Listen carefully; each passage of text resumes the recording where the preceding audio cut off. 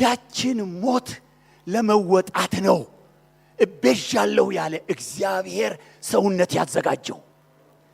ወይም ሰው ከሌላችሁ የሚወጣላችሁ የለም። ሰው ከሌላችሁ ደም የሚወጣው የለም። እግዚአብሔር መንፈስ ነው።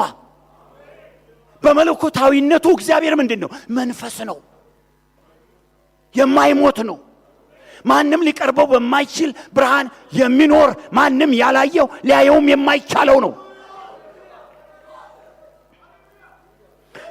እዚህ ጋር ነው ተአምራት የተሰራው። ምን የሚባል ተአምራት የተሰራው? እግዚአብሔር በስጋ ተገለጠ የሚለው ተአምራት የተሰራው በእርሱ እግዚአብሔር ሙላቱ ሁሉ በእርሱ እንዲኖር። አንደኛ የፈለገው ሰው ምን አይነት ሰው ነው መሰላችሁ? እሱ ሰው አጣው ሰው የለም ያለው ሰው ምን አይነት ሰው ነው? የእግዚአብሔርን ሙላት የሚሸከም እግዚአብሔርን ሙሉ እግዚአብሔር፣ አንድ ሁለተኛ እግዚአብሔር ሳይሆን፣ አንድ ሶስተኛ እግዚአብሔር ሳይሆን፣ ግማሽ እግዚአብሔር ሳይሆን ሙሉን እግዚአብሔር የሚሸከም ሙላቱን የሚሸከም ሰው። ይሄ በሰው ይገኛል እንዴ? ከየት ይመጣል? ከየት ይመጣል? እግዚአብሔርን እንዳለ የሚሸከም ቤተ መቅደስ የሚሆን እና እግዚአብሔርን ተሸክሞ በዛ ሰውነቱ በኩል ደግሞ የሚያስታርቅ በዛ ደም በዛ ሰውነቱ በኩል በሚፈስ ደም ከዛ ሰውነት በሚወጣ መከራ ከዛ ሰውነት በሚፈስ ውሃ ዓለምን ከራሱ ጋር እግዚአብሔር ሊያስታርቅበት ውስጡ የሚቀመጥበት የሙላቱ መቅደስ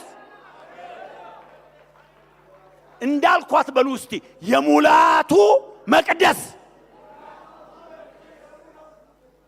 እኛ አሁን የእግዚአብሔር ቤተ መቅደስ እንባላለን አይደል? ብሎብን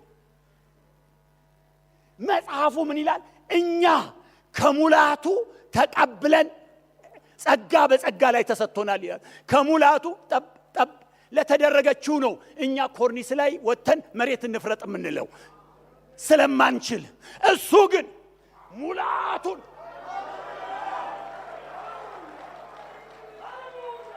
ሃሌሉያ! አረ በሉ እግዚአብሔር ሙላቱ በእርሱ እንዲኖር በእርሱም በኩል በዛ ባደረበት ሰውነት በኩል በመስቀሉ ደም ሰላም አድርጎ በሰማይና በምድር ያሉትን ለራሱ እንዲያስታርቅ ፈቅዷለን። ልጅ ነው። ልጅ ከሌለ መካከለኛ የለም፣ ሞት የለም። ነገር ግን ያ ቤዣለሁ ያለ እግዚአብሔር ደግሞ እዚህ አለ። ለዚህ ነው ልጅ ትወልጃለሽ፣ ስሙን ኢየሱስ ትይዋለሽ፣ ግን ልጅ ብቻ እንዳይመስልሽ አማኑኤል ነው። አማኑኤል ማለት እግዚአብሔር ከኛ ጋር አንድ እግዚአብሔር አለና በእግዚአብሔርና በሰው መካከል ደግሞ አንድ ሌላ እግዚአብሔር አለ። አንድ ሰው ራሱን በመስቀል ላይ አሳልፎ የሰጠ ቤዛ የሆነ አንድ ሰው አለ። ስለዚህ አንድ እግዚአብሔርና አንድ ሰው ነው ያለው። ተመስገን። ቅልብ አድርጋችሁ ታዲያ እንዳትሄዱ፣ በደንብ እስከ መጨረሻው ስሙ፣ ቁንጽል እንዳይሆን። ታዲያ በአዲስ ኪዳን ምንድነው የተከናወነው? ምንድነው በአዲስ ኪዳን የተከናወነው? በብሉይ ኪዳን ያልነበረ በአዲስ ኪዳን ግን የተከናወነ ነገር ምንድነው? አዲስ ኪዳን እግዚአብሔርን ካንድ በላይ አላደረገውም። አብ ወልድ መንፈስ ቅዱስ የሚባለው ነገር እንደተጠበቀ ሆኖ ግን እግዚአብሔር አንድ ነው የሚለው የብሉይ ኪዳን ትምህርት አዲስ ኪዳን ላይ ሲገባ ኢየሱስ ክርስቶስ ሲመጣ እግዚአብሔርን ሁለት አላደረገውም። ይሄ በደንብ አድርጎ እንዲገባን ያስፈልጋል። መዳን ምትክ ከማቀረብ ጋር ነው የሚከናወነው። መዳን ዝም ብሎ አይዳንም። መዳን ስንል ከሲኦል፣ ከገሃነም እሳት፣ ከሞት ፍርድ፣ የሰው ልጅ ከወደቀበት ኩነኔ መዳን የሚቻለው ምትክ ከማቅረብ ጋር ነው። የትኛው ምትክ የመቤዠት ኃይል አልነበረውም። የሚቤዥ ማለት የሚገዛ ማለት ነው። ምትክ ሰጥቶ የሚያስመልስ ዋጋ ከፍሎ የራሱ የሚያደርግ ማለት ነው። ከማህፀን የሰራህ የሚቤዥህ እግዚአብሔር እንዲህ ይላል፣ ሰሪና የሚቤዥ አይለያዩ፣ ፈጣሪና ገዢ አይለያዩ። የፈጠረው ነው እሱ ነው የሚገዛ። መቤዠት የሚባለው ነገር አንድ ህግ አለው። ምንድነው? እቤዣለሁ ብሎ የገባው መቤዠት ስራ ውስጥ የገባው መሞት ግድ ነው። መቤዠት ሞትን ይጠይቃል። ይሄን ጥሶ ነው እንደማይሞት ያወቀው እግዚአብሔር እንደማይሞት መሞት የማይችል መሆኑን ያወቀው ነው እግዚአብሔር ደፍሮ እኔ እቤዣለሁ ያለው። እዚህ ጋር ነው አንድ የሆነ ተአምራት መፈጠር ያለበት። አንድ የሆነ ተአምራት እዚህ ጋር መፈጠር አለበት። ምን? በመቤዠትና ባለመሞት መካከል። እንዴት ነው ሰማይ የምንገባው? በየትኛው አቅማችን ነው? እዛ ዝም ብሎ እንዲሁ የሚገባበት ሀገር ነው እንዴ? ራእይ ዮሐንስ ሲናገር እኮ አንዳች የሚያጸይፍ አንዳች ርኩስ ከቶ አይገባባትም ይላል። እንዴት ነው የምገባው? እንዴት ነው እህቴ የምትገቢው?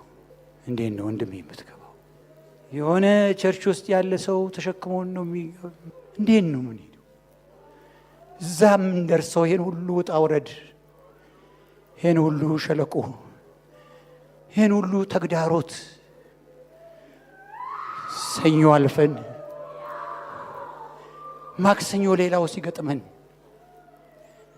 ሳምንት ያኛውን ስናልፍ የሚቀጥለው ወር ያኛው ሲገጥመን በዛ ስናዝን ውስጣችን ሲሰበር ስናለቅስ ስናጉረመርም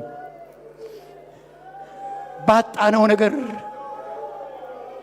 ጸጉራችንን ስንጨን ባገኘነው ነገር ደግሞ እንጣጣስንል እንዴት ታልፎ እዛች ሀገር ይገባል?